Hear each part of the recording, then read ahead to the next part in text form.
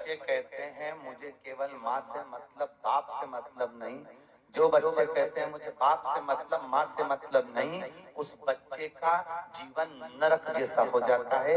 ये श्रीमद् भागवत कथा वर्णन कर रहे हैं। और माता पिता से निवेदन है, माँ अपने बच्चे से कहकर बाप का आदर कराए और पिता अपने बच्चों से कहकर माता का आदर कराए। अगर एक दूसरे का आदर कराते रहोगे तो बुढ़ापे में बच्चों से अपशब्द नहीं सुन पाओगे।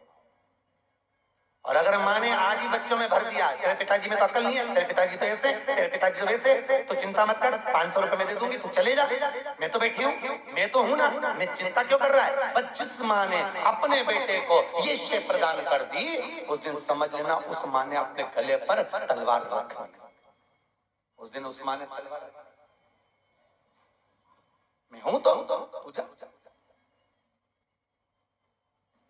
नहीं, एक वो कथा सुनी है बाल्यावस्था की, अपने आप लोगों ने भी पढ़ी होगी, हमने भी पढ़ी हमारी बचपन में। एक छोटा सा बच्चा एक पेंसिल चुरा के ले आया, माँ को ला कर दिया, माँ मैं पेंसिल लाया, माँ ने उसने कुछ नहीं कहा, कुछ बोली नहीं। बच्चा एक पेन लेकर आया, माँ कुछ नहीं बोली। एक कंपास लेकर आया, बच्चा कुछ नहीं बोली माँ।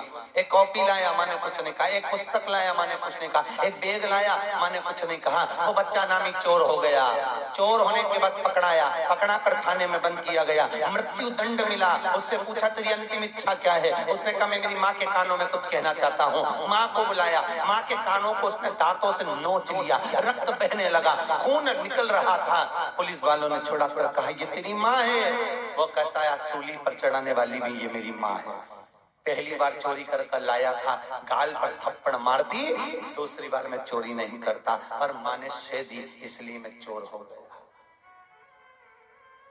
प्रथम गुरु है माँ, दूसरा गुरु है पिता, तीसरा गुरु है शिक्षक, चौथा गुरु है सतगुरु।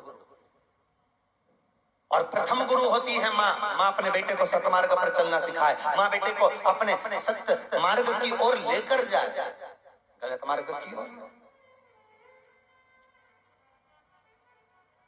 एक बात बताएं, अगर बेटा बाप से मुजोरी कर रहा है ना, तो वो माँ अगर उस जगह पर एक बार अच्छे जोरदार खड़ी हो जाए, क्योंकि माँ तो माँ होती है, वो चाहे जगदम्बा हो, चाहे चामुंडा हो, चाहे कालरात्रि हो, स्कंदा हो, चाहे घर की माँ, माँ होती है। एक बार अगर दमदारी से खड़ी हो जाए, किसी बेटे की हिम्मत नहीं है कि वो अपने पिता से अपशब्द बोल ले।